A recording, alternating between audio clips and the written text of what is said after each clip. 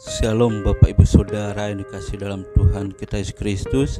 Renungan kita pada kesempatan kali ini terambil dari kitab Kejadian pasal yang ke-11 ayat yang pertama sampai dengan ayat yang ke-9. Demikian firman Tuhan. Adapun seluruh bumi satu bahasanya dan satu logatnya. Maka berangkatlah mereka ke sebelah timur dan menjumpai tanah datar di tanah Sinear. Lalu menetaplah mereka di sana. Mereka berkata seorang kepada yang lain, "Marilah kita membuat batu bata dan membakarnya baik-baik." Lalu bata itulah dipakai mereka sebagai batu dan tergala-gala sebagai tanah liat. Juga kata mereka, "Marilah kita dirikan bagi kita sebuah kota dengan sebuah menara yang puncaknya sampai ke langit. Dan marilah kita cari nama, supaya kita jangan terserak ke seluruh bumi." Lalu turunlah Tuhan untuk melihat kota dan menara yang didirikan oleh anak-anak manusia itu. Dan ia berfirman, "Mereka ini satu bangsa dengan satu bahasa untuk semuanya. Ini barulah permulaan usaha mereka. Mulai dari sekarang, apapun juga yang mereka rencanakan, tidak ada yang tidak akan dapat terlaksana. Baiklah kita turun dan mengacau balaukan di sana bahasa mereka, sehingga mereka tidak mengerti lagi bahasa masing-masing."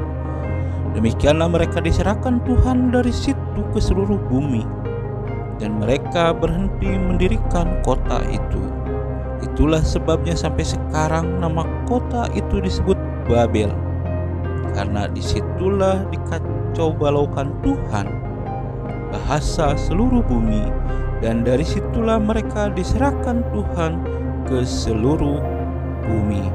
Bapak Ibu Saudara yang dikasihi dalam Tuhan kita Yesus Kristus, tema renungan kita pada kesempatan kali ini adalah Menara Babel sebagai simbol kesombongan manusia. Di dalam bagian firman Tuhan ini dijelaskan kepada kita bagaimana ketika manusia sudah bertambah banyak, mereka akhirnya bersatu dan mereka bersatu hati, mereka bersepakat untuk mendirikan kota. Kemudian dari bagian firman Tuhan ini juga menunjukkan kepada kita sebenarnya manusia itu adalah makhluk yang cerdas, dan dari awalnya manusia itu sudah cerdas. Ini terbukti di mana di dalam bagian firman Tuhan ini dikatakan bahwa manusia pada waktu itu bersepakat untuk mendirikan menara yang menjulang tinggi sampai ke langit. Kita bisa membaca di ayat yang keempat, di situ dikatakan, "Marilah kita dirikan bagi kita sebuah kota dengan sebuah menara yang puncaknya sampai ke langit."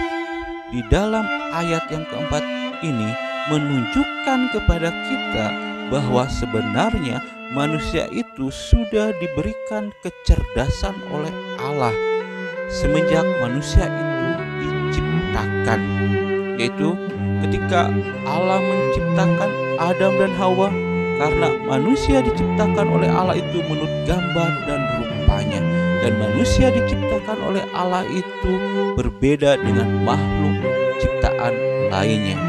Di dalam bagian firman Tuhan ini menunjukkan sebenarnya dari dahulu manusia itu sudah cerdas, akan tetapi kecerdasan manusia gunakan untuk sesuatu yang salah.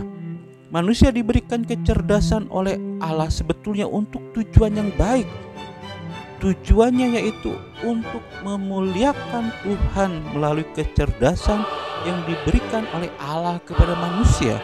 Akan tetapi di dalam bagian firman Tuhan ini menunjukkan kepada kita bahwa kecerdasan yang diberikan Allah kepada manusia sudah disalahgunakan, yaitu mereka ingin menyamai Allah ketika mereka berencana membuat menara Babel yang puncaknya menjulang sampai ke langit. Di situ menunjukkan sebenarnya manusia itu ingin menyamai Allah. Oleh karena itu Allah mengacaukan bahasa mereka, karena pada waktu itu manusia di bumi hanya menggunakan satu bahasa. Menurut beberapa penafsir, ketika manusia pertama atau bahasa pertama yang digunakan oleh manusia adalah bahasa Sumeri, sebelum akhirnya Allah mengacau balaukan bahasa manusia. Awalnya manusia hanya menggunakan satu bahasa, yaitu bahasa Sumeri. Nah, Bapak Saudara, di dalam bagian firman Tuhan ini sudah jelas bahwa kecerdasan yang dimiliki oleh manusia itu dipergunakan untuk kepentingan dirinya sendiri, bukan untuk memuliakan Allah.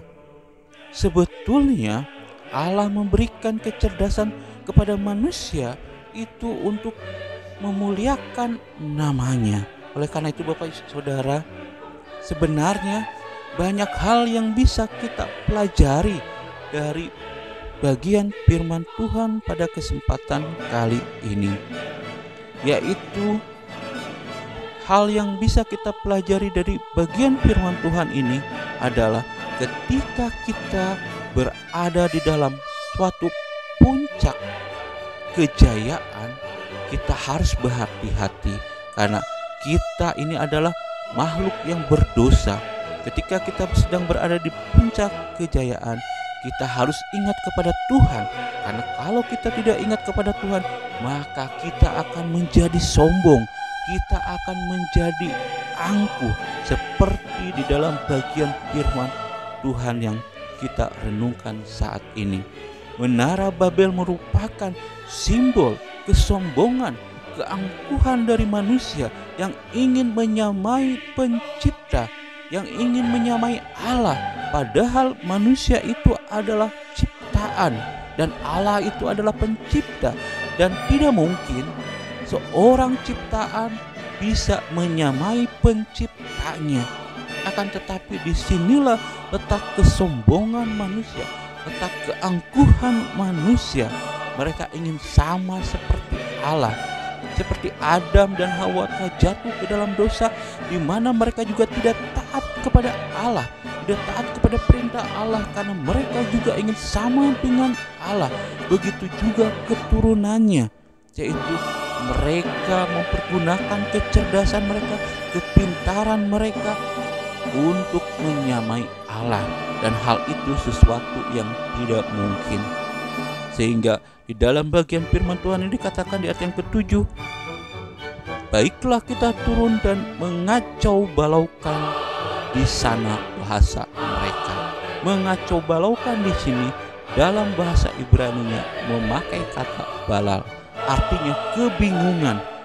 Ketika manusia pada waktu itu menggunakan satu bahasa yang sama dan mereka mempunyai satu kesepakatan bersama, disitulah Allah menunjukkan kekuasaannya kepada manusia, bahwa Allah itu lebih berkuasa daripada manusia. Dengan cara apa? Dengan cara mengacau balaukan, membuat kebingungan manusia satu dengan yang lainnya, seorang dengan yang lainnya. Mereka menjadi tidak mengerti apa yang dikatakan oleh orang-orang yang ada di sekitar mereka, karena Allah sudah mengacau balaukan bahasa mereka pada waktu itu. Dan dari situlah Allah akhirnya menserahkan manusia ke seluruh penjuru bumi berdasarkan bahasa mereka masing-masing. Di dalam Kejadian pasal yang ke-11 ini memperkuat pada pasal sebelumnya. Kalau kita melihat di dalam pasal ke-10, di situ dijelaskan mengenai daftar bangsa-bangsa keturunan Sem, Ham, dan Yafet. Sem, Ham, dan Yafet itu adalah anak-anak dari Nuh. Ketika Allah menghukum manusia dengan air bah, kemudian Allah membuat perjanjian dengan Nuh bahwa Allah tidak akan lagi menghukum manusia dengan air bah, dan Allah membuat perjanjian suatu tanda, yaitu pelangi. Dan keturunan Nuh itulah yang memenuhi bumi, termasuk kita saat ini. Di sini di dalam pasal yang ke-10 dijelaskan mengenai daftar keturunan bangsa-bangsa dari anak-anak Nuh. Nah, Bapak Saudara, kita kembali lagi ke pasal yang ke-11 ayat yang pertama sampai dengan ayat yang ke-9. Menara Babel merupakan simbol kesombongan dari manusia. Lalu implikasinya apa bagi kita saat ini? Bapak Ibu Saudara, ketika kita sedang berada di dalam suatu puncak karir, ketika kita memiliki jabatan yang tinggi, jangan sampai jabatan yang kita miliki tersebut kita gunakan untuk menindas bawahan kita. Atau ketika kita diberikan kepintaran, ketika kita yang masih studi, ketika kita yang masih sekolah diberikan kepintaran kelebihan oleh Allah, oleh Tuhan, jangan kita memandang rendah orang lain. Ketika kita diberikan kekayaan yang lebih daripada orang lain, jangan kita gunakan kekayaan itu untuk menindas orang lain. Segala sesuatu yang Allah berikan itu harus kita gunakan untuk memuliakan Allah. Ketika kita berada di dalam komunitas gereja, kita juga harus saling menerima satu sama lain.